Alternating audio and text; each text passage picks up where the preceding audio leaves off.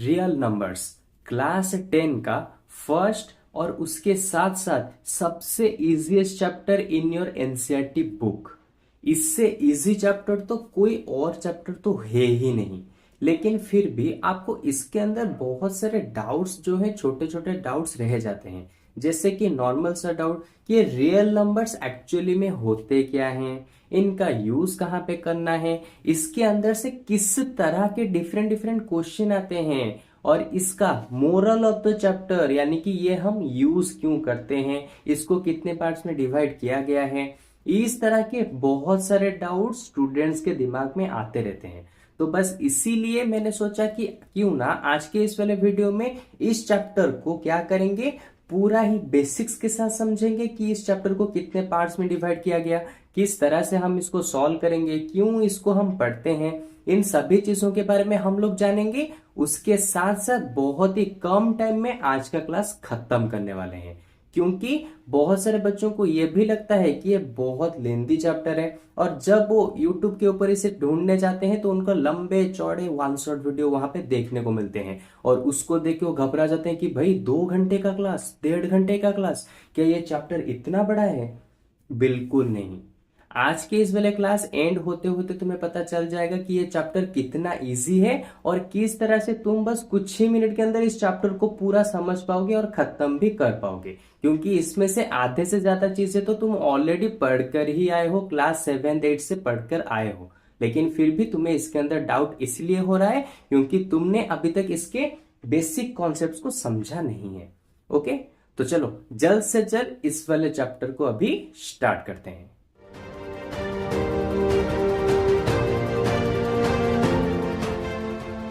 So hello students, मैं हूं आप सभी का प्यारा राकेश भैया और आप लोग देख रहे हैं लिमिट्स एजुकेशन चैनल।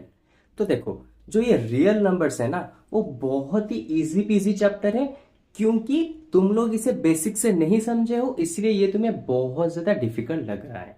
ओके, तो देखो मैं तुम्हें स्टार्टिंग से बताता हूं कि ये रियल नंबर्स एक्चुअली में होता क्या है। रियल नंबर्स के अंदर इसको हमने टोटल 2 पार्ट्स में डिवाइड किया है, यानी कि इस चैप्टर के 2 इंपॉर्टेंट चीजें हैं जिसको हमें पढ़ना है। सबसे पहला जो चीज है वो है एलसीएम एंड एचसीएफ, और दूसरा वाला जो चीज है वो है इरेशनैलिटी। बस इस चैप्टर के अंदर हमें इसी दोनों चीजों को ही पढ़ना है और कुछ भी नहीं।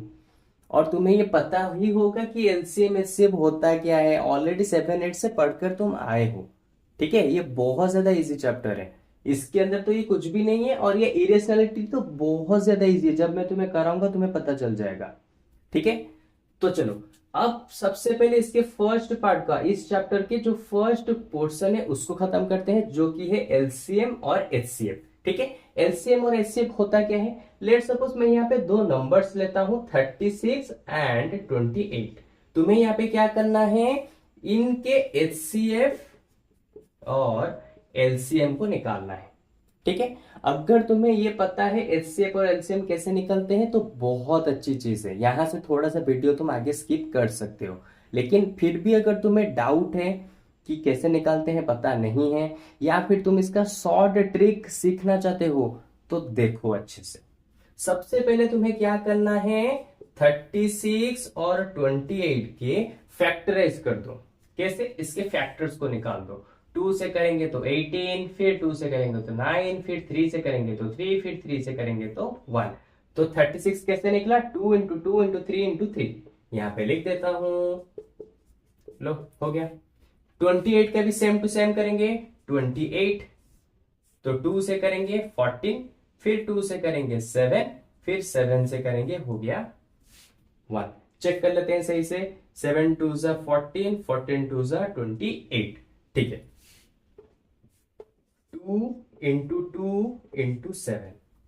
ठीक है, अब चलते हैं एचसीएफ और एलसीएम निकालने के लिए। हमेशा याद रखो, शॉर्ट ट्रिक हमेशा याद रखो, एचसीएफ का मतलब होता है कॉमन। मैं यहां पे लिख देता हूं, एचसीएफ का मतलब होता है कॉमन। अब कैसे करेंगे, देखो कॉमन यानी कि जो जो कॉमन नंबर तुम्हें दिख रहे हैं उसको बस यहां पे लिख दो। कैसे, यहाँ पे एक 2, यहाँ पे एक 2, देखो ये दोनों कॉमन दिख रहे हैं तो इनके लिए एक 2 हो गया। यहाँ पे एक 2, यहाँ पे एक 2, तो इनके लिए एक और 2 हो गया। और कुछ कॉमन में है नहीं है, तो HCF खत्म, 2 2 जा 4। देखा कितना इजी था। अब बारी आती है एलसीएम। एलसीएम के अंदर तुम्हें बस याद रखना है 2 स्टेप। सबसे पहले जितने भी डिफरेंट नंबर्स है उनको लिख दो। यहां पे कितने तुम्हें डिफरेंट डिफरेंट नंबर दिख रहे हैं बताओ मुझे।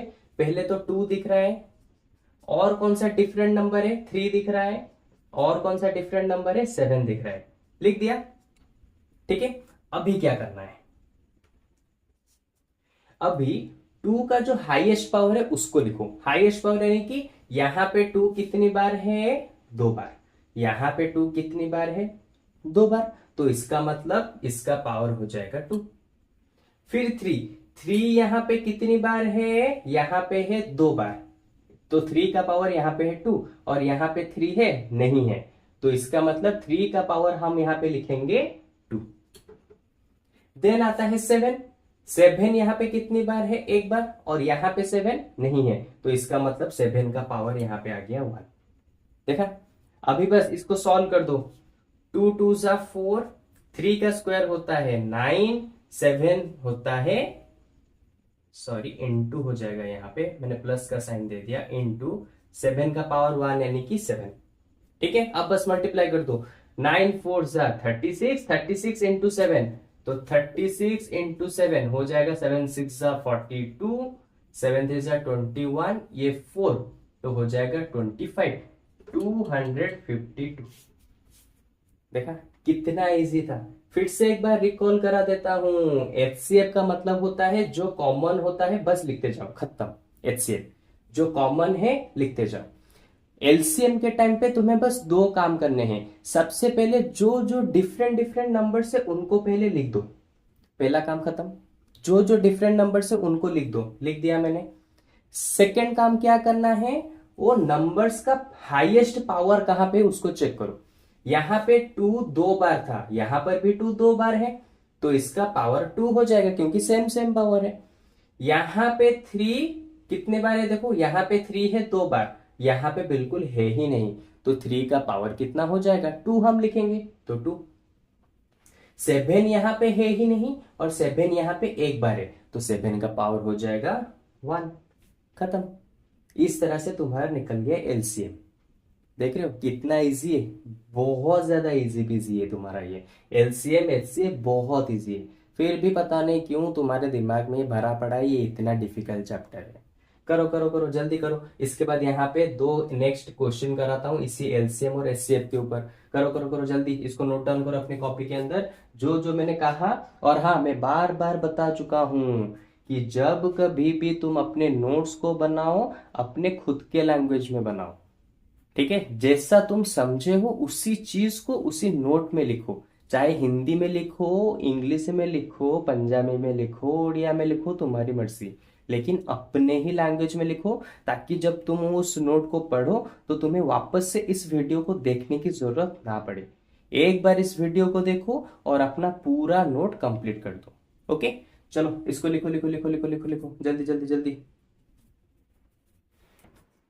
तो आप देखो, अब इसके ऊपर 2 फुद्दू से क्वेश्चन करेंगे। पीक्यू यानी कि फुद्दू सा क्वेश्चन है, जो कि है find the LCM and HCF of 120 and 144 using fundamental theorem of arithmetic. इस वाले पार्ट को पूरा अभी भूल जाओ, ठीक है। इसके बारे में मैं अभी बताऊंगा, थोड़ी देर बाद बताऊंगा, बस इसको भूल जाओ। ऊपर वाले पार्ट को देखो, find the LCM and HCF of 120 and 144। ठीक है, चलो निकालते हैं। 144 कैसे निकलेगा, यहाँ पे साइड में करते हैं। 144 तो 2 से करेंगे तो आ जाएगा 7, यहाँ पे 2। ठीक है, सही है ना। 2 2 सा 4, 7 2 सा 14, हाँ सही है। फिर 2 से करेंगे तो आ जाएगा 36, फिर 2 से करेंगे तो 18, फिर 2 से करेंगे तो 9, फिर 3 से करेंगे तो 3, फिर 3 से करेंगे तो 1। तो यहां पे आ गया 2 into 2 into 2 into 2 into 3 into 3, 1 2 3 4, 1 2 3 4, 3 into 3, सही है। फिर करेंगे 120 को, चलो 120 को करते हैं, तो 120 को करेंगे तो आ जाएगा, पहले 2 से करेंगे तो 60, फिर 2 से करेंगे तो 30, फिर 2 से करेंगे तो 15, फिर 3 से करेंगे तो आ जाएगा 5, फिर 5 से करेंगे तो आ जाएगा 1। ठीक है, तो यहाँ पे आ गया 2 इंटू 2 इंटू 2 इंटू 3 इंटू 5, तो 3 बार है 2, फिर उसके बाद 3 इंटू 5। तो देखो HCF मैंने क्या कहा था, जो कॉमन में होगा लिख दो। तो यहाँ पे ये पहला वाला 2 कॉमन में है, लिख दिया। दूसरा वाला 2 भी यहाँ पे कॉमन में है, लिख दिया। फिर तीसरा वाला 2 भी यहाँ पे कॉमन में है, लिख दिया। फिर एक 3 यहां से, एक 3 यहां से, दोनों कॉमन में है, लिख दिया। और कुछ कॉमन है नहीं है। तो HCF हमारा कितना हो जाएगा, 2 2 जा 4, 4 2 जा 8, 8 3 जा 24। लो HCF खत्म। देखा कितना इजी था। अब क्या करेंगे, LCM। LCM के लिए मैंने क्या कहा था, 2 स्टेप। जितने भी डिफरेंट डिफरेंट नंबर है उन सभी को लिख दो। तो यहाँ पे डिफरेंट डिफरेंट नंबर कौन है, एक तो 2 है, दूसरा वाला 3 है, और तीसरा वाला है 5। ठीक है, first step complete, different different numbers को लिख दिया। अभी सेकेंड स्टेप में तुम्हें क्या करना है, देखो वो नंबर्स कहां पे ज्यादा टाइम आ रहा है। ठीक है, तो सबसे पहले 2 का चेक करो। 2 यहाँ पे कितनी बार है, 1 2 3। 2 यहाँ पे 3 बार है, यानी कि यहाँ पे 2 का पावर है 3। यहाँ पे चेक करो 1 2 3 4, यहाँ पे 2 का पावर है 4। तो इसका मतलब हम किसको लेंगे, जो ज्यादा होता है, 4।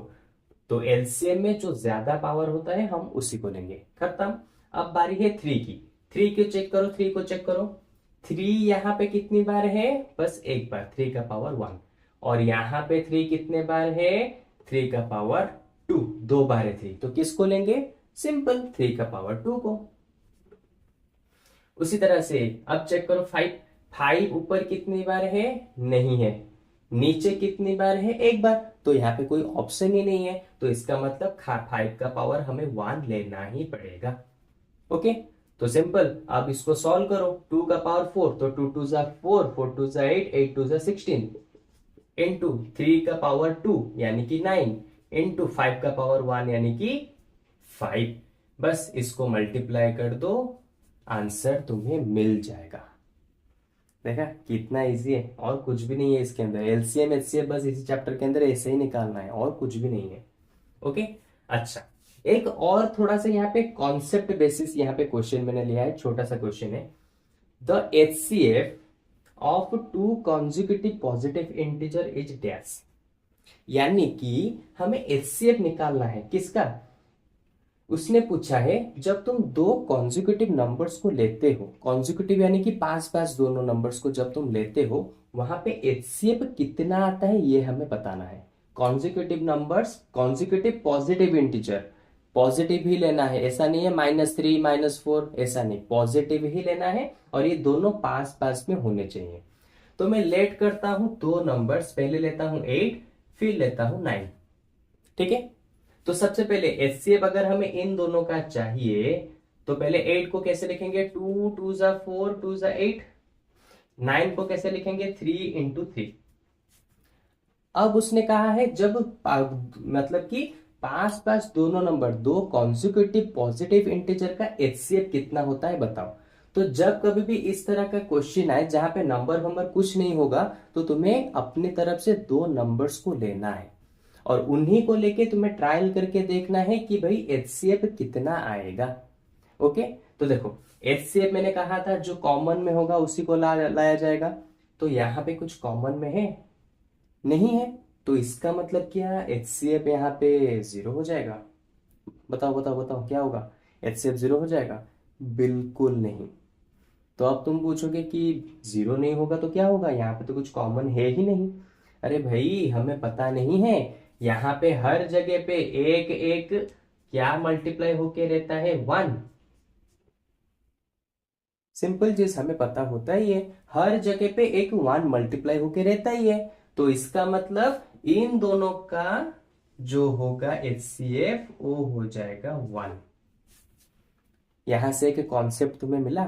अगर मैं रैंडमली कोई भी दो नंबर जो पास पास होंगे, पॉजिटिव नंबर जो पास पास होंगे, अगर मैं उन दोनों का एचसीएफ निकालूं तो हमेशा आंसर 1 ही आएगा। इसको दिमाग में डाल लो। अगर मैं 3 4 का एचसीएफ निकालूं तो इसका एचसीएफ 1 ही आएगा।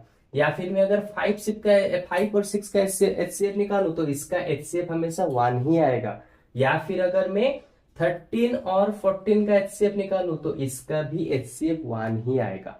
हमेशा याद रखो, जब कभी भी दो, मतलब कि एक दूसरे के पास पास कॉन्जिक्यूटिव नंबर होंगे और उनका उसने पूछा होगा एचसीएफ बताओ, तो एचसीएफ हमेशा होगा 1।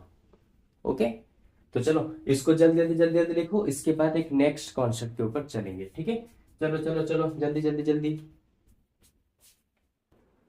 तो अब देखो, यहां पे एक और नया सा कॉन्सेप्ट है, इसको अच्छे से समझो। ये वाला क्वेश्चन तो मोस्ट ऑफ द 99% चांसेस है तुम्हारे एग्जाम में आते ही हैं। ये क्वेश्चन क्या है? Check whether 7 to the power n can end with the digit 0 for any natural number n। मुझे पता है ये क्वेश्चन ज्यादातर समझ में नहीं आया होगा, इजीली कर देता हूं। देखो, इसने कहा है क्या 7 के पावर n, यानी कि n की जगह पे अगर मैं कुछ नंबर्स रखता हूं, जैसे कि 1 2 3 4 5 6 इस तरह के अगर नंबर्स में रखता हूं, तो क्या कभी ऐसा हो सकता है कि ये वाला पार्ट 0 में एंड हो? कभी ऐसा हो सकता है कि ये वाला पार्ट 0 में एंड हो? ये हमें चेक करने के लिए उसने कहा है। ठीक है, जैसे कि 10 का पावर अगर मैं 2 लेता हूं तो हो जाएगा 100। देखो 0 में एंड हो रहा है, तो सेम चीज उसने कहा है क्या 7 के ऊपर अगर मैं कोई नंबर रखता हूं और उसका जो होगा मतलब कि जो स्क्वायरिंग करने के बाद जो नंबर आएगा, क्या उसके एंड में 0 होगा या नहीं होगा?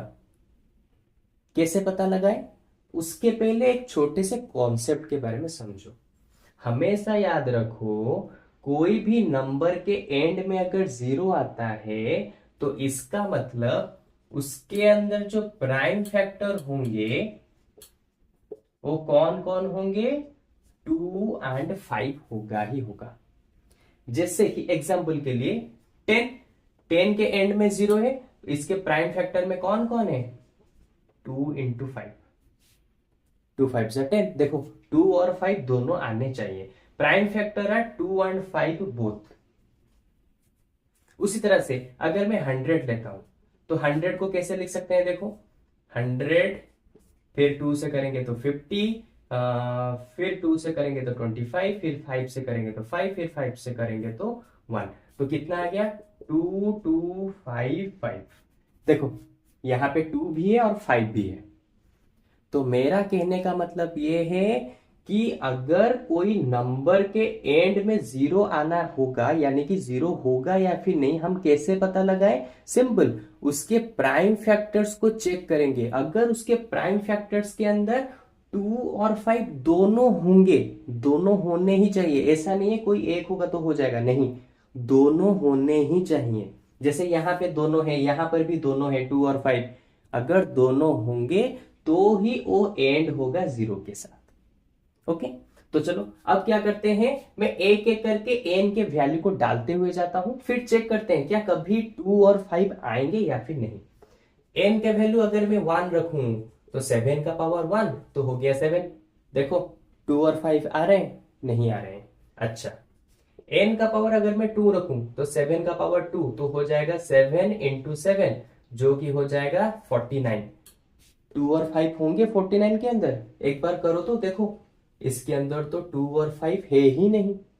अच्छा, चेक करते हैं, n का पावर अगर 3 रखूं तो 7 का पावर हो जाएगा 3, तो 7 इंटू 7 इंटू 7 तो हो जाएगा कितना? 49 इंटू 7, तो 7 9 जा 63, ये 6, 7 4 जा 28, 28 और 6 34। क्या इसके अंदर 2 और 5 दिखाई दे रहे हैं? नहीं दिखाई दे रहे हैं। तो इसका मतलब एन का पावर में चाहे कुछ भी रखूं, ये कभी भी 0 के साथ एंड नहीं होगा। तो देयरफॉर में मुझे क्या लिखना है? Therefore 7 to the power n can not have 2 और 5 बोथ बोथ होने चाहिए। कोई भी नंबर अगर 0 से एंड होता है तो हमेशा बोथ 2 और 5 ही उसके अंदर होते हैं। कोई अकेला होगा तो नहीं होगा, दोनों होने चाहिए। कैन नॉट हैव 2 और 5 both in their prime factor. देखो इनके प्राइम फैक्टर्स के अंदर 2 और 5 दिखाई दे रहे हैं? नहीं दिखाई दे रहे हैं। तो इसका मतलब क्या हो जाएगा? So it can not and with 0, क्योंकि इसके प्राइम फैक्टर्स के अंदर 2 और 5 नहीं है बिल्कुल भी। तो इसका मतलब हम एन का वैल्यू चाहे कुछ भी रख लें, ये कभी भी 0 के साथ एंड नहीं होगा। और ये क्वेश्चन 99 के 100% चांसेस है तुम्हारे एग्जाम में आते हैं। छोटा सा क्वेश्चन है, आंसर भी छोटा सा है, लेकिन एग्जाम में आते ही है 2 to 3 मार्क्स का। इसलिए अच्छे से इसको समझो और अपनी नोट कॉपी में नोट डाउन करो। ओके, इसके बाद नेक्स्ट वाले कॉन्सेप्ट के ऊपर चलते हैं। ठीक है, चलो चलो चलो, जल्दी जल्दी जल्दी। तो अब हम लोग देखेंगे relation between LCM and HCF. ठीक है, ये है इसका मोस्ट इंपोर्टेंट पार्ट। रिलेशन मतलब कि मान लो तुम्हारे पास x और y ऐसे दो नंबर्स हैं। ठीक है, तो इसने कहा है कि जब हम इसका क्या करेंगे, रिलेशन को निकालेंगे। रिलेशन यानी कि जब हम इसका एचसीएफ अगर निकालेंगे, एचसीएफ ऑफ एक्स वाई, और जब हम एलसीएम निकालेंगे, एलसीएम ऑफ एक्स वाई। ठीक है, तो इन दोनों के बीच में क्या रिलेशन है अच्छे से समझो। अगर मेरे पास ऐसे दो नंबर्स हैं, ठीक है, तो जब मैं इन दोनों नंबर्स के एचसीएफ को निकालूंगा और फिर इन दोनों नंबर्स के एलसीएम को निकालूंगा, ठीक है, और उन एचसीएफ और एलसीएम को यहां पे मल्टीप्लाई करूंगा, जो आंसर निकले होंगे उनको जब मैं मल्टीप्लाई करूंगा तो किसके साथ इक्वल होंगे? उन्हीं दोनों के मल्टीप्लिकेशन के साथ इक्वल होंगे। ये है इसका कॉन्सेप्ट। समझ में आया? अगर मेरे पास दो नंबर हैं तो उन दोनों नंबर्स का एचसीएफ निकालो, उन्हीं दोनों का एलसीएम निकालो, और उसी एचसीएफ और एलसीएम को मल्टीप्लाई करो, जो आंसर आएगा उन दोनों नंबर्स को मल्टीप्लाई करो, वही आंसर आएगा। ठीक है, इसको प्रूव करने के लिए एक छोटा सा एग्जांपल लेते हैं। ठीक है, देखो मैं क्या करता हूं, पहले 36 और 28, 36 और 28, ठीक है, इन दोनों का क्या करते हैं, निकालते हैं एचसीएफ और एलसीएम। या फिर छोटा सा और छोटा नंबर करते हैं, 36 कर देते हैं और कर देते हैं कितना, 14 कर देते हैं। 36 और 14 कर देते हैं, सही होगा। ठीक है, अच्छा 36 कैसे निकालेंगे? 36 करेंगे तो 2 आ जाएगा, 18 फिर 2 आ जाएगा, 9 फिर 3 करेंगे आ जाएगा 3, फिर 3 करेंगे तो आ जाएगा 1। तो 2 2 3 3, 2 इंटू 2 इंटू 3 इंटू 3। 14 करेंगे तो 2 इंटू 7, खत्म। अच्छा अब क्या करेंगे, निकालो दोनों का एचसीएफ और एलसीएम। एचसीएफ यानी कि जो कॉमन में होगा, तो कॉमन में कितना है, 2, खत्म।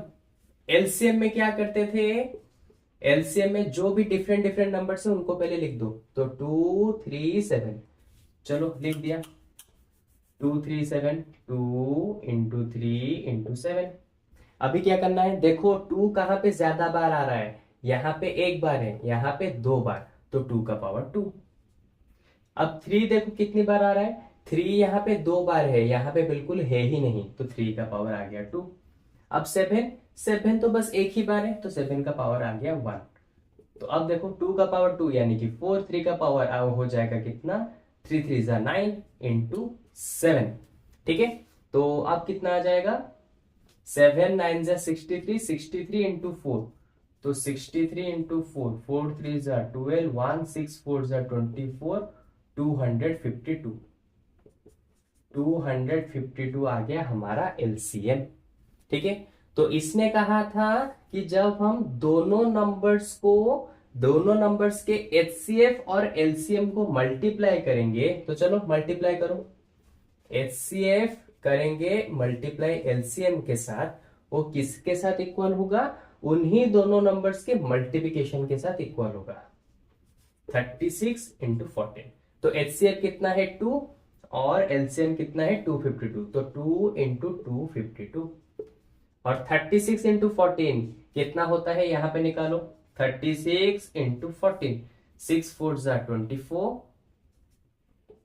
4 3 जा 12 ये 2 14 6 1 जा 6 1 3 जा 3 4 ये आ गया 0 ये 1 ये 4 ठीक है सॉरी 404 नहीं 504 ओके अच्छा ये आ गया 504 2 इंटू 252 तो 2 2 जा हो गया 4 2 5 जा 10 और बचा 1 2 2 जा 4 1 5 तो यहां पर भी आ गया 504 देखा यानी कि अगर मेरे पास दो नंबर हैं उन दो नंबर्स के HCF और LCM को निकालूंगा उस HCF और LCM को जब मैं मल्टीप्लाई करूंगा वो किसके साथ इक्वल होगा उन्हीं दोनों नंबर्स के मल्टीप्लीकेशन के साथ इक्वल होगा ये था इसका कॉन्सेप्ट अब उसी को बेस करके ये एक क्वेश्चन है जो कि तुम्हारे बुक में दिया है एनसीईआरटी में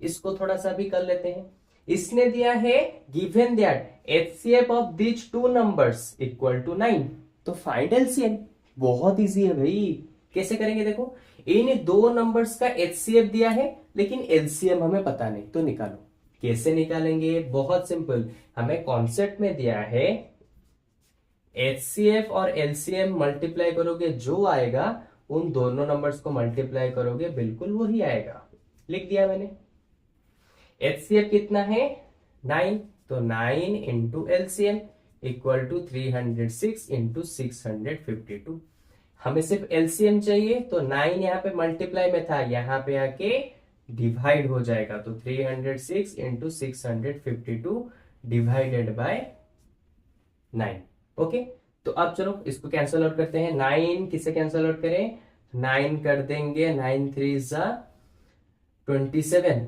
तो 27 हाँ इससे करते हैं 9 3 जा 27 बच्चा 3 9 4 जा 36 ओके 9 4 जा 36 खत्म तो 34 को 652 से मल्टीप्लाई करो तुम्हें तुम्हारा LCM मिल जाएगा तो इस तरह से हम क्वेश्चन के अंदर इस रिलेशन का यूज करते हैं और इस तरह के क्वेश्चन भी तुम्हारे एग्जाम में बहुत आएंगे ओके चलो जल्द से जल्द अब इसको इरेज करो इसके बाद नेक्स्ट वाले कॉन्सेप्ट के ऊपर चलते हैं ठीक है चलो चलो चलो जल्दी फंडामेंटल थ्योरम ऑफ अरिथमेटिक जिसके बारे में मैंने अभी कहा था थोड़ी देर पहले कि आगे चलो आगे बताऊंगा उसका बारी आ गया अब आखिर ये फंडामेंटल थ्योरम ऑफ अरिथमेटिक होता क्या है ये तुम्हारे अंदर इतना लंबा चौड़ा क्या लिखा है तुम्हारे अंदर डाउट आ रहा होगा मैं सिंपल बताऊं अभी जो तुम पढ़ के आए हो ना अभी अभी मैंने जो पढ़ाया LCM HCF जो भी कराया उसी को कहा जाता है फंडामेंटल थ्योरम ऑफ अरिथमेटिक खत्म देखा इसलिए मैं स्टार्टिंग से इतना लंबा चौड़ा डिस्क्रिप्शन नहीं बता रहा था क्योंकि इसी डिस्क्रिप्शन की वजह से ही ज्यादातर बच्चों को डाउट्स आते हैं इस डिस्क्रिप्शन को देखकर ही ज्यादातर बच्चे डर जाते हैं लेकिन इसके अंदर कुछ होता ही नहीं है जो अभी तुम पढ़ के आए हो उसी को ही कहा जाता है fundamental theorem of arithmetic okay तो देखो बस इस डिस्क्रिप्शन को एक लिखा है तो इसको समझा देते हैं the composite number can be written as the product of primes यानी कि अगर मेरे पास एक कंपोजिट नंबर है जैसे कि 18 ठीक है तो composite number can be written इसको हम कैसे लिख सकते हैं as the product of primes क्या हम इसको इसके प्राइम नंबर के हिसाब से नहीं लिख सकते जैसे कि 2 3 जा 6 3 जा 18 3 3 जा 9 2 जा 18 तो ये हो गया हमारा कंपोजिट और ये सभी के सभी हमारे क्या हो गए प्राइम नंबर्स बस इसी चीज को ही उसने कहा है फिर इसने और क्या कहा है and this factorisation is unique और ये जो तुम फैक्टर्स देख रहे हो ना ये यूनिक है यूनिक यानी कि यहाँ पे जो 2 3 और 1 2 है मतलब कि एक बार बस 2 लिखा है ये यूनिक है यूनिक यानी कि ये बस किसी एक नंबर के लिए किसी एक कंपोजिट नंबर के लिए ही हो सकता है अरे भाई ऐसा तो हमें भी पता है ये जो है 3 3 जा 9 2 जा 18 तो ये बस 18 के लिए ही होगा ना फैक्टराइजेशन, यानी कि ये जो फैक्टर जितने भी तीन जितने भी दो यहाँ पे हैं ये बस 18 के लिए होंगे ना। क्या 34 के लिए इतने ही नंबर्स रहेंगे? नहीं। क्या 15 के लिए इतने ही नंबर्स रहेंगे? नहीं। तो इसीलिए ये वाला पार्ट यूनिक है। यूनिक यानी कि ये सिर्फ और सिर्फ 18 के लिए ही लिखा जा सकता है। इसी चीज को उसने यहाँ पे समझाया है, और जिसको लेके तुम्हारे मन में बहुत सारे डाउट्स है। कुछ भी नहीं है इसके अंदर, बहुत ही इजी चैप्टर है। बस मैं डिस्क्रिप्शन को एंड में इसलिए बताया ताकि तुम इस डिस्क्रिप्शन को पढ़ के कहीं डर ना जाओ, इसलिए मैंने इसको लास्ट में बताया। बस हो गया, arithmetic theorem of fundamental theorem of arithmetic खत्म हो गया। अब हम स्टार्ट करेंगे इरेशनैलिटी। तब तक इस डिस्क्रिप्शन को लिख दो, और जो मैंने छोटा सा एग्जांपल दिया है तुम्हारी मर्जी, चाहो तो लिख सकते हो, ठीक है। जल्दी जल्दी इसको लिखो। अब इसके इरेशनैलिटी को अभी हम पढ़ेंगे, ठीक है। चलो चलो, तो अब हम लोग देखेंगे इरेशनैलिटी। इरेशनैलिटी का मतलब पता है ना, सिंपल। जो रूट ओवर के अंदर नंबर होते हैं ना, जैसे कि 3, जैसे कि हो गया 5, जैसे कि 7, ठीक है, इसको कहा जाता है इरेशनैलिटी, ठीक है, यानी कि इरेशनल नंबर्स। अब तुम बोलो क्या √4 होगा इरेशनल? नहीं, क्योंकि √4 को सॉल्व कर सकते हैं ना, आ जाएगा 2, इसलिए ये कि इरेशनल नंबर नहीं होगा। तो बस √3, √5, √7 इस तरह के नंबर्स को ही हम इसके बारे में बात करेंगे। ओके, तो देखो यहां पे इसने इस तरह का क्वेश्चन दिया है, right whether this one on simplification gives a rational और एन इरेशनल नंबर। यानी कि उसने कहा है पहले इसको सॉल्व करो, फिर मुझे बताओ क्या ये एक रेशनल है या फिर एक इरेशनल है। चलो सॉल्व करते हैं। इसने क्या दिया है, 2√45 प्लस 3√20 डिवाइडेड बाय 2√5। ओके, तो देखो आप क्या करेंगे, 2 रहा, 45 कैसे निकलता है, 3 जा 9, 5 जा 45। ओके, प्लस 3 रहा, 20 कैसे निकलता है, 5 इंटू 2 इंटू 2, 5 2 जा 10, 10 2 जा 20। ओके, अब क्या करेंगे, 2√5 जैसा है वैसा लिख दो। 3 और 3 का रूट ओवर हो सकता है, तो 3 और 3 का रूट ओवर हुआ तो एक 3 बाहर चला जाएगा, और हमारा √5 जैसा था वैसा एक रह जाएगा। प्लस यहां पे है 3, 2 2 का रूट ओवर हो सकता है, तो दोनों 2 का रूट ओवर हो गया, उनमें से एक 2 बाहर आ गया, क्योंकि जब दो नंबर्स का रूट ओवर करते हैं जैसे कि 2 इंटू 2, तो दोनों का रूट ओवर होने के बाद वो हो जाते हैं 2, ठीक है। अगर 3 इंटू 3 होंगे, उनका रूट ओवर करेंगे तो हो जाएगा 3। ये तो तुम्हें पता ही है पहले से। ओके, तो देखो ये 2, इन दोनों में से एक 2 बाहर चला गया, अंदर रह गया √5। यहां पे आ गया 2√5। आप देखो 2 3 जा 6, 6√5 लिख दो, 6√5 प्लस 3 2 जा 6, 6√5 डिवाइडेड बाय 2√5। अब इन दोनों से √5 को मैं कॉमन ले सकता हूं, तो √5 दोनों से कॉमन चले गए, बचा कितना, 6 plus 6। Okay, divided by 2√5। Okay, तो देखो √5 कैंसल, बचा कितना, 6 प्लस 6 हो गया 12 डिवाइडेड बाय 2, तो 2 से 12 कैंसल, बचा 6। तो इसका मतलब ये हमारा एक रैशनल नंबर है। देखा कितना इजी था करना, बस सॉल्व करो आंसर बताओ, सॉल्व करो आंसर बताओ, इतना ही इजी है। इस तरह के क्वेश्चन को तुम्हें बस सॉल्व करना है, एंड में आंसर को देखकर ही बताना है कि ये रेशनल होगा इरेशनल। अगर ये √6 होता तो सिंपल, ये एक इरेशनल नंबर है, खत्म। इसी तरह से ही करते हैं, और कुछ भी नहीं है इसके अंदर। तो चलो जल्दी जल्दी इसको लिखो। अब इसके बाद एक छोटा सा लास्ट वाला कॉन्सेप्ट है, प्रूफ ऑफ इरेशनैलिटी। यानी कि एक इस तरह का नंबर दिया होगा, उसने कहा होगा कि भाई प्रूव करो ये एक इरेशनल नंबर है। वो सबसे ज्यादा इंपॉर्टेंट क्वेश्चन है, एग्जाम में आता ही है, इस चैप्टर से गारंटेड आएगा, गारंटेड ही है, ये आएगा ही आएगा। तो इसीलिए जल्दी जल्दी इसको लिखो, फिर मैं इस वाले को अच्छे से समझाता हूं। ओके, चलो चलो चलो लिखो लिखो लिखो। प्रूफ ऑफ इरेशनैलिटी, यानी कि ये इस टाइप का क्वेश्चन कि भाई प्रूव करके बताओ, तुम्हें क्वेश्चन दिया होगा, एक नंबर दिया होगा रूट ओवर के अंदर, फिर तुम्हें कहा होगा कि भाई प्रूव करो ये एक इरेशनल नंबर है। ठीक है, ये भी मोस्ट इंपोर्टेंट क्वेश्चन है, 5 मार्क्स का क्वेश्चन इसके ऊपर आ जाते हैं। रूट 5 रूट 3 तुम्हारे एनसीईआरटी बुक में 3 4 5 6 क्वेश्चन इस तरह के दिए हैं, इसलिए अच्छे से समझो, एक ही मेथड से तुम उन सभी क्वेश्चन को कर पाओगे। ठीक है, देखो सबसे पहले मैं इसको कैसे करूंगा वो समझा देता हूं।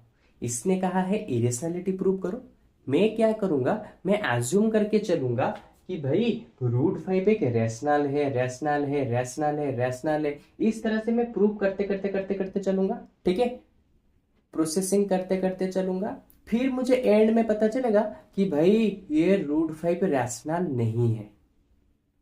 तो इसका मतलब अगर कोई नंबर रैशनल नहीं होता तो क्या हो जाएगा, इरेशनल। तो इसी को कहा जाता है कॉन्ट्राडिक्शन। ये जो मैंने कहा ना, मैं एक एज्यूम करूंगा कि मान लो ये एक रैशनल नंबर है, और रैशनल नंबर के ऊपर ही मैं सभी के सभी प्रोसेस करते हुए जाऊंगा, फिर मुझे एंड में पता चलेगा कि भाई ये तो रैशनल नंबर है ही नहीं। तो इसका मतलब ये एक हो गया इरेशनल नंबर।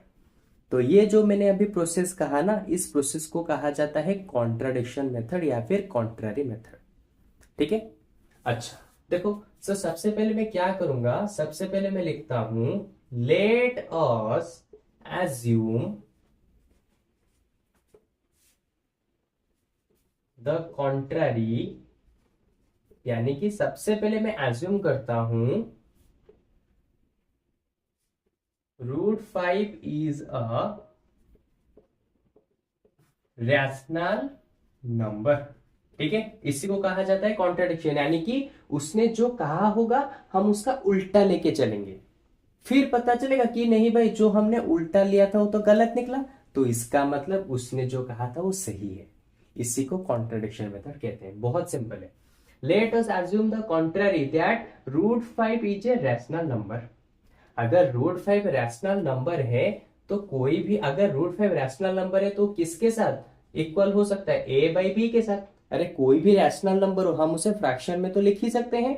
तो इसका मतलब अगर रूट 5 एक रैशनल नंबर है तो ए बाई बी के साथ तो इक्वल होगा ही होगा, क्योंकि रैशनल नंबर को हम इसी तरह से फ्रैक्शन में लिखते हैं। और जहां पे ए एंड बी आर को प्राइम, को प्राइम का मतलब पता है ना, मैं यहां पे छोटा सा बॉक्स करके तुम्हें अच्छे से बता देता हूं, ये इंपॉर्टेंट चीज है। को प्राइम का मतलब होता है a and b do not divisible. इसको अच्छे से समझो, कॉन्ट्ररी यानी कि ए एंड बी जो होंगे रेशनल नंबर में, जो फ्रैक्शन में होते हैं, वो हमेशा को प्राइम होते हैं। यानी कि a and b do not divisible by any number except, किसके अलावा, एक्सेप्ट 1। यानी कि ए एंड बी को प्राइम का मतलब होता है अगर कोई भी दो नंबर को प्राइम होंगे तो इसका मतलब ये है कि ये दोनों नंबर सिर्फ और सिर्फ 1 से डिवाइड होंगे, दूसरे किसी नंबर से डिवाइड नहीं होंगे। और यही है इस वाले पार्ट का, यानी कि इस वाले क्वेश्चन का मेन पॉइंट। अच्छे से समझो, इसीलिए मैंने साइड में इसको फिर से लिखाया, अच्छे से समझो। उसने कहा है ए और बी दोनों क्या है, को प्राइम है, यानी कि ए और बी सिर्फ और सिर्फ 1 से ही डिविजिबल हैं, दूसरा कोई नंबर उन्हें डिविजिबल नहीं कर सकता। ओके, ये तो हमें पता चल गया। अच्छा अब चलो आगे आगे देखते हैं। याद रखो, याद रखो, ये मेन पॉइंट है, ये सबसे ज्यादा मेन पॉइंट है, क्योंकि इसी वाले चीज की वजह से ही हमारा ये पूरा क्वेश्चन सॉल्व होगा। अच्छे से इसको याद रखो। तो यहां पे मैंने लिख दिया ए एंड बी आर को प्राइम। अच्छा अब देखो, मैं b को इस तरफ ले आता हूं तो ये डिवाइड में इस तरफ आके मल्टीप्लाई हो जाएगा, b√5 इक्वल टू a। अब मैं क्या करूंगा, दोनों साइड में स्क्वायरिंग कर देता हूं, साइड में लिख दो स्क्वायरिंग ऑन बोथ साइड। तो दोनों साइड में मैंने स्क्वायरिंग किया तो आंसर कितना आ गया, b का स्क्वायर हो गया b², रूट 5 का स्क्वायर हो जाएगा कितना, तो रूट और स्क्वायर कैंसिल हो जाएंगे तो बचा सिर्फ 5, यहां पे बचा a²। ओके, तो देखो बी स्क्वायर और इंटू 5 करने पे ए स्क्वायर आ रहा है, तो इसका मतलब ए स्क्वायर को कौन डिवाइड कर सकता है, 5 भी डिवाइड कर सकता है और बी स्क्वायर भी डिवाइड कर सकता है। अरे सिंपल चीज, इसी को मैं एक एग्जाम्पल लेके समझाता हूं, इसको लिखना नहीं है। देखो सिंपल चीज, अगर 3 और 4 मल्टीप्लाई होने से 12 आता है तो 4 इसको डिवाइड कर सकता है और 3 भी इसको डिवाइड कर सकता है। उसी तरह से बी स्क्वायर और 5 को मल्टीप्लाई करने पे अगर ए स्क्वायर आ रहा है तो इसका मतलब 5 इसको डिवाइड कर सकता है और बी भी इसको डिवाइड कर सकता है। ओके, तो यहां पे मैं ब्रैकेट में लिख देता हूं, ए स्क्वायर इज डिविजिबल बाय 5। तो अगर ए स्क्वायर 5 से डिविजिबल है तो इसका मतलब ए भी तो 5 से डिविजिबल होगा ना। अरे कोई भी नंबर अगर 5 से, यानी कि मान लो एग्जाम्पल के लिए 144 अगर डिविजिबल है किससे, 2 से, तो 144 का जो है रूट ओवर यानी कि 12, ये भी तो 2 से डिविजिबल होगा ना। सिंपल, क्योंकि ये 144 इसी को स्क्वायर करने से आया है, तो इसका मतलब अगर 12 डिविजिबल है 2 से तो 144 भी डिविजिबल होगा 2 से। इसीलिए मैंने लिखा अगर a डिविजिबल है 5 से, a स्क्वायर भी डिविजिबल होगा 5 से। ये सब मैं समझाने के लिए नंबर का यूज कर रहा हूं, क्योंकि यहाँ पे अल्फाबेट है ना, इसलिए मैंने साइड में नंबर का यूज कर रहा हूं ताकि तुम अच्छे से समझ सको।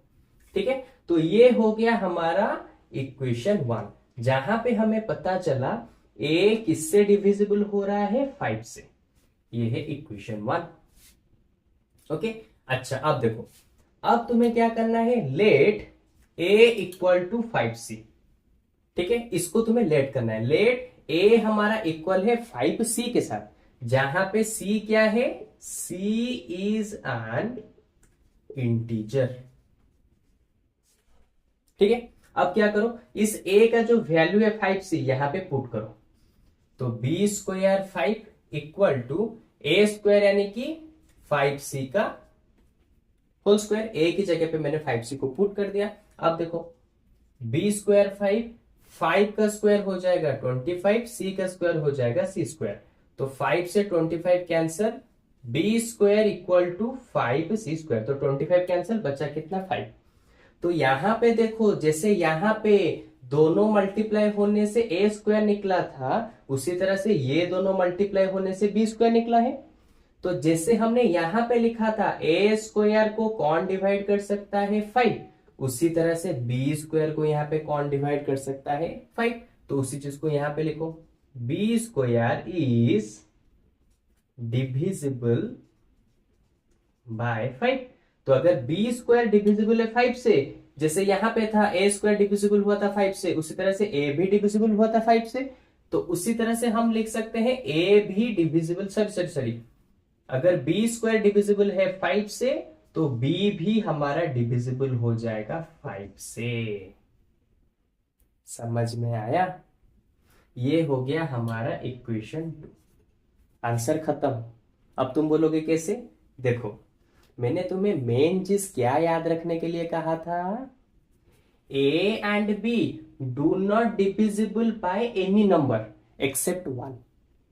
ए और बी किसी भी नंबर से डिवाइड नहीं हो सकते हैं सिवाय 1 को छोड़ के। लेकिन यहां तो ए डिवाइड हो रहा है 5 से, बी भी डिवाइड हो रहा है 5 से। अरे भाई ये कैसे हो गया? हमने कहा था ना ए और बी दोनों को प्राइम है। को प्राइम का मतलब होता है उनका जो डिविजिबल है, यानी कि वो दोनों के दोनों सिर्फ और सिर्फ 1 से ही डिवाइड हो सकते हैं। लेकिन यहां पे तो ए डिवाइड हो रहा है 5 से, बी भी डिवाइड हो रहा है 5 से। तो इसका मतलब हमने जो एज्यूम किया था ये वाला, वो गलत हो गया। देखा, उसने जो कहा था इरेशनल प्रूव करो, हमने उल्टा लेके चला कि ये रेशनल है, रेशनल है, रेशनल रेशनल रेशनल रेशनल लेके चले, बाद में पता चला कि भाई ये गलत है। तो अगर गलत है तो अब हम देयरफॉर में अपना आंसर को लिखेंगे, जो कि छोटा सा होगा। ठीक है, क्या लिखेंगे? देखो, this contrary is arisen because of wrong assumption, क्योंकि हमने रॉन्ग एज्यूम किया था, जिसकी वजह से हमें यहां पे सब कुछ गलत सलत मिल गया। ठीक है, ये वाला पार्ट मैंने बस तुम्हें समझाने के लिए लिखा है कि जिनको पता नहीं है को प्राइम का मतलब क्या होता है, उनको समझाने के लिए मैंने ये वाला पार्ट लिखा है। अगर तुम्हें फिर भी इसके ऊपर डाउट है तो इस चीज को अपने नोट कॉपी में साइड में लिख देना जरूर से, क्योंकि जब तुम एग्जाम के दौरान इसको देखोगे तो समझ पाओगे कि क्यों भाई ये गलत हुआ। ओके, तो मैंने लिख दिया this contrary is arisen, ARISEN, this contrary is arisen because of wrong assumption. So, root 5 is a irrational number. देखा कितना इजीली 5 मार्क्स का क्वेश्चन तुम्हारा हो गया। और मैंने बीट बाय बीट एक एक वर्ड को समझाया है अलग अलग से कि क्यों यहाँ पे A² 5 से डिवाइड हुआ, क्यों B² 5 से डिवाइड हुआ, एक एक करके हर चीज को मैंने अच्छे से एग्जाम्पल लेके समझाया है। ओके, तो मुझे नहीं लगता इससे भी और सिंप्लीफाई कुछ हो सकता है। ठीक है, तो चलो ये तो हो गया हमारा पूरा रियल नंबर के जितने भी सारे बेसिक्स थे, जितने की तरह क्वेश्चन आ सकते थे वो सभी के सभी मैंने यहाँ पे समझा दिया। और हाँ, इसके रिलेटेड और भी तरह तरह के क्वेश्चन है, लेकिन कॉन्सेप्ट सब बता दिया मैंने। कॉन्सेप्ट कुछ भी नहीं बाकी है, सब कुछ कॉन्सेप्ट यहाँ पे खत्म हो चुका है। लेकिन हाँ, डिफरेंट डिफरेंट क्वेश्चन कुछ आते हैं एग्जाम में, तो अगर तुम उन क्वेश्चन के बारे में चाहते हो कि मैं उन क्वेश्चन को भी समझाऊं यहाँ पे, तो सिंपल मुझे कमेंट सेक्शन में बता देना। मैं उनके ऊपर भी एक अलग सा वीडियो ले आऊंगा, जहां पे जितने भी आज तक तुम्हारे बोर्ड एग्जाम में इस चैप्टर से रिलेटेड क्वेश्चन आए हैं, उन सभी क्वेश्चन को मैं तुम्हें इजीली सॉल्व करा दूंगा। ओके, तो चलो आज के क्लास में बस इतना ही। होपफुली तुम्हें ये चैप्टर पूरा ही अच्छे से समझ आ गया होगा। यहाँ पे तुम्हें सब्सक्राइब, लाइक, इस तरह की कोई भी चीजें नहीं है। बस अपने किसी भी एक मित्र के साथ इस वाले वीडियो को शेयर करो, उसके पास इस चैप्टर को भेजो। अगर तुम्हें लगता है कि उसने इस वाले चीज को, यानी कि इस रियल नंबर में किसी भी एक पार्ट को अच्छे से नहीं समझा है, तो उसके पास भेजो, ताकि उसको भी हेल्प हो सके और वो इस वाले चैप्टर को अच्छे से समझ सके। ओके, तो चलो आज की क्लास में बस इतना ही। अब मिलते हैं इसके जस्ट एक न्यू सी क्लास में तुम्हारे एक न्यू से एनसीईआरटी चैप्टर के साथ। ओके, तो चलो bye bye bye bye bye, पढ़ाई करो, bye bye bye bye bye.